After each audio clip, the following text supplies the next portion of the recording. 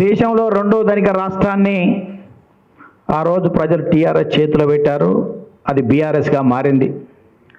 తెలంగాణ మా పోరాటం వల్లనే వచ్చిన అని చెప్పినటువంటి కేసీఆర్ గారు 10 సంవత్సరాలు పరిపాలన చేసి తెలంగాణ మేము ఇచ్చామని చెప్పినటువంటి కాంగ్రెస్ వాళ్ళు 2.5-3 సంవత్సరాలు పరిపాలన చేస్తూ ఇప్పటి వరకు తెలంగాణ రాష్ట్రంలో ఈ 12 సంవత్సరాల్లో జరిగిన దాని మీద చర్చ జరగవలసినటువంటి అవసరం ఎంతైనా ఉంది.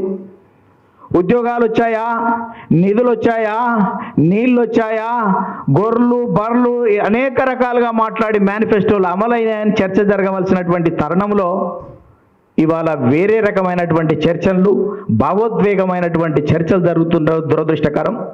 ఇవాళ ఒక మేధావి అనేటువంటి వ్యక్తి వల్ల ఇవాళ అనేక రకాలుగా మలుపులు తిరుగుతున్నది. ప్రతి ఒక్క తెలంగాణ పౌరుడు కూడా ఆలోచించాలి. బీఆర్ఎస్ 10 సంవత్సరాలు పరిపాలన చేసి తెలంగాణ ఉద్యమంలో అనేక రకాలైనటువంటి హామీలు ఇచ్చి అవి ఎంతవరకు నెరవేర్చారు? 10 సంవత్సరాల్లో దోపిడీకి పాల్పడ్డారు. 60-70 సంవత్సరాల్లో జరిగిన దోపిడీ టీఆర్ఎస్ పాలనలో జరిగింది. ఆ తర్వాత కాంగ్రెస్ 3 సంవత్సరాలు అధికారంలో ఉండి వాళ్ళు ఏం చేసిండ్రని శ్వేతపత్రాలు విడుదల చేసి ప్రజలకు చెప్పవలసినటువంటి ఈ పార్టీలు ఒకవైపు ఉంటే, కొంతమంది వ్యక్తులు ఇవాళ ఏ ముసుగులోనైతే తెలుగుదేశం పార్టీనో ఇతరుల మీద దాడి చేసేటువంటి ప్రయత్నం జరుగుతుంది. ఇవాళ మనం అందరం నిన్న పవన్ కళ్యాణ్ గారు మాట్లాడారు. ఆ ఏ పార్టీ అనేది వదిలేయండి, ఆయన మాట్లాడింది ఏంది? తెలంగాణ ప్రజల హక్కుల గురించో తెలంగాణ ప్రజల ఆకాంక్షల గురించి మాట్లాడేటువంటి విషయం. తెలంగాణ ప్రజలకు న్యాయం కోసం పోరాటం చేస్తే ఇబ్బంది ఏముంది మీ అందరికీ అని చాలా సూటిగా అడుగుతున్నాను. తెలంగాణ ప్రజల పక్షాన పోరాటం చేయడానికి దేశంలో ఎవరొచ్చినా స్వాగతించవలసినటువంటి బాధ్యత మన అందరి మీద ఉంది.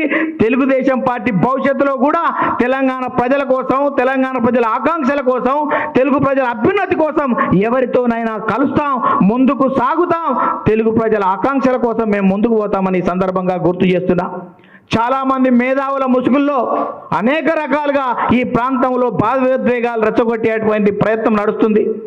ఈ 12 సంవత్సరాలలో ఇవాళ చిత్తశుద్ధితో పరిపాలన చేసిన వారు ఏం చేసిండ్రు అని శ్వేతపత్రం విడుదల చేసే దమ్ముందా అని చెప్తున్నా. ఇవాళ తెలంగాణ రాష్ట్రం వచ్చిన తర్వాత ఐటీల నార్తోళ్ళు వచ్చిండ్రు, హోటళ్ళల్లో ఒరిస్సా, ఛత్తీస్గఢ్, బెంగాల్ వాళ్ళు వచ్చిండ్రు, రైల్వేల బీహార్ వాళ్ళు వచ్చిండ్రు, వ్యాపారంలో గుజరాత్, రాజస్థాన్ వాళ్ళు వచ్చిండ్రు. ఆంధ్రోళ్ళకు తిట్లు మిగిలినాయి, తెలంగాణ వాళ్ళకు తిప్పలు మిగిలినాయి. తెలుగు జాతి మొత్తం దెబ్బతింటున్న పరిస్థితే ఉంది తప్ప ఇవాళ ఒక మరో రకంగా లేదు అని సందర్భంగా గుర్తు చేస్తున్నా. ఎవరు వచ్చినా ఇక్కడికి వారి రాష్ట్రం అభివృద్ధిలో కీలక భాగస్వాములు అవుతున్నప్పుడు స్వాగతించవలసినటువంటి అవసరం ఎంతైనా ఉంది. ఇవాళ ప్రతి సందర్భంలోనూ చంద్రబాబు నాయుడు గారినో లోకేష్ గారినో టార్గెట్ చేసేటువంటి చాలామంది వ్యక్తులకి సందర్భంగా గుర్తు చేస్తున్నా.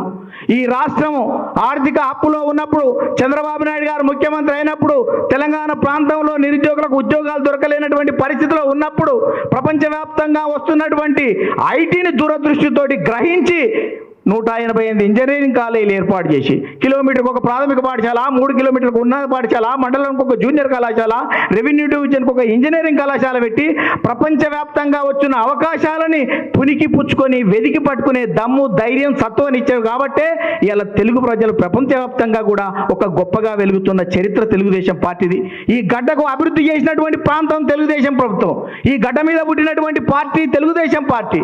గతంలో అన్నగారు ఉన్నప్పుడు గ్రామాలకు మౌలిక సౌకర్యాలు ఇచ్చాడు, ప్రజలకు సంక్షేమ ఫలాలు ఇచ్చాడు, ప్రజలకు రాజకీయ చైతన్యం ఇచ్చాడు, బలహీన వర్గాలకు రాజకీయ జీవితం ఇచ్చాడు. ఇవాళ మీరు ప్రశ్నించేటువంటి తత్వాన్ని అవాళ స్వర్గీయ నందమూరి తారక రామారావు మనకు నేర్పించిండు. అందుకనే ఇప్పటికీ ఎప్పటికీ తెలంగాణ గడ్డ మీద ప్రశ్నించే తత్వానికి తెలుగుదేశం పార్టీ కూడా ఒక కారణము.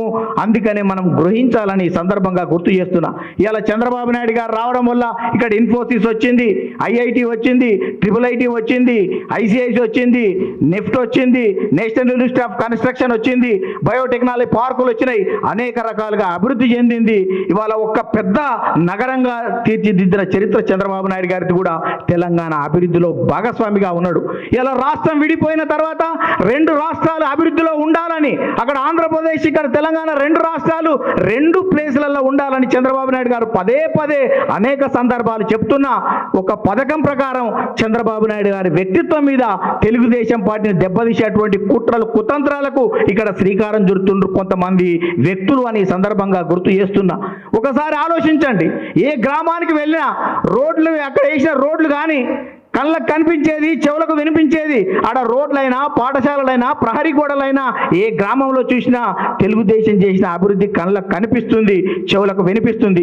రాజకీయ పరిణామాల వల్ల తెలంగాణ రాష్ట్రం వచ్చినప్పుడు అంత ఇబ్బందులు కూడా దాదాపు 15 మంది ఎమ్మెల్యేలను తెలంగాణ ప్రజలు తెలంగాణ తెలుగుదేశం పార్టీ నుంచి గెలిపించిండ్రు అన్న విషయాన్ని గుర్తు చేస్తున్నా.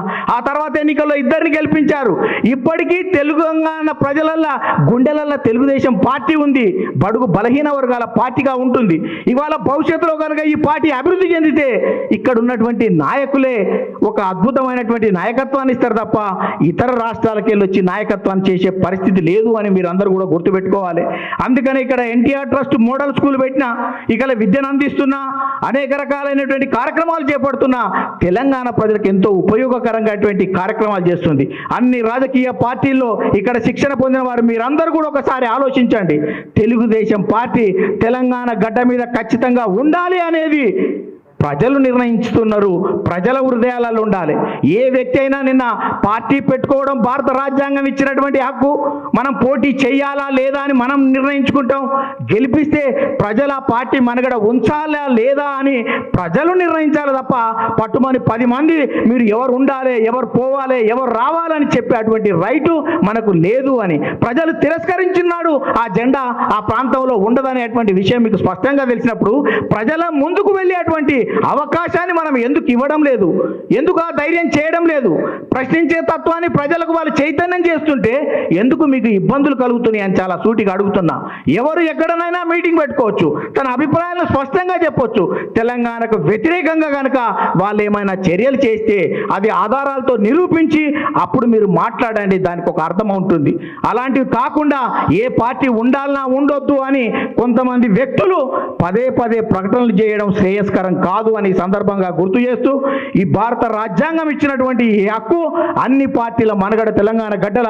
ఇలా తెలంగాణను వ్యతిరేకించినటువంటి అనేక పార్టీలు మనగడ ఉంది.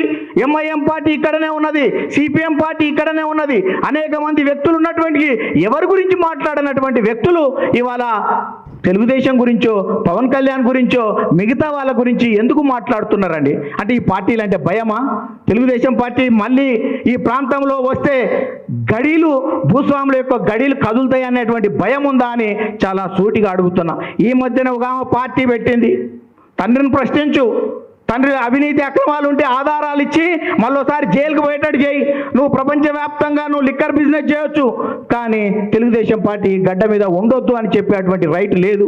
ఇవాళ నువ్వు కూడా నన్ను ఆశీర్వదించమని ఒక పార్టీ పెట్టి ప్రజలలో తిరుగుతున్నారు. ప్రజలు ఆశీర్వదిస్తే మీరు కూడా ఉంటారు. ఈ పార్టీ కూడా ప్రజలు ఎవరైనా ఈ భారత ప్రజాస్వామ్యంలో ఉన్నట్టు ఆ పార్టీల మనుగడ మీదనే ప్రజల ఆకాంక్షల మేరకు ప్రజలు ఆశీర్వదించిన వారు మాత్రమే రాజకీయాల్లో ఉంటారు. అది ప్రజలకు వదిలేయాల విజ్ఞత, కానీ మీరు మాటలు అదుపు తప్పి మాట్లాడేటువంటి వైఖరి మానుకోవాలని మీ అందరికీ విజ్ఞప్తి చేస్తున్నా.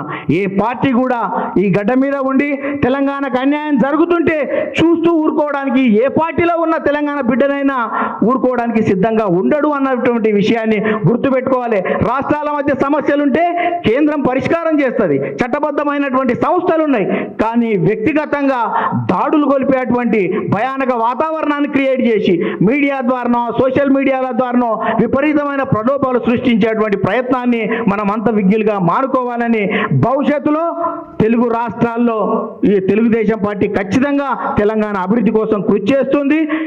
మరోసారి చెప్తున్నా, కలిసి వచ్చే పక్షాలతోటి తెలంగాణ ప్రజల హితం కోసం సమాజం కోసం పనిచేసే ఏ రాజకీయ పార్టీ వచ్చినా పవన్తో సహా అందరు ఎవరు వచ్చినా వారందరినీ కూడా తెలుగుదేశం పార్టీ వాళ్ళ ఈ రాష్ట్రం అభివృద్ధి కోసం వారందరితో కలిసికట్టుగా ముందుకు పోతుందని సందర్భంగా విజ్ఞప్తి చేస్తూ ముగిస్తున్నాను. ధన్యవాదాలు.